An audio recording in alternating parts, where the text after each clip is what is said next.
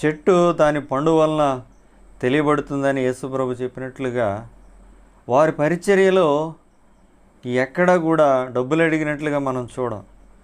ఇప్పుడు చాలామంది మిరాకిల్ చేస్తున్నాము, అద్భుతాలు స్వస్థతలు మా ద్వారా జరుగుతాయి, మేము ప్రార్థన చేస్తే ఎలాంటి అద్భుతమైన జరుగుతుంది అని చెప్పేటటువంటి దైవ సేవకులు, మరి వారు ప్రార్థిస్తే దేవుడు వారికి సమృద్ధిని కలిగించడా? ప్రజలను ఎందుకు డబ్బులు అడుగుతారు వాళ్ళు?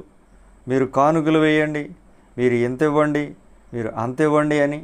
అంటే వాళ్ళు చేసేదంతా కూడా నకిలీ అని, డబ్బుల కోసమే వాళ్ళు చేస్తున్నారని మనకు అర్థమవుతుంది.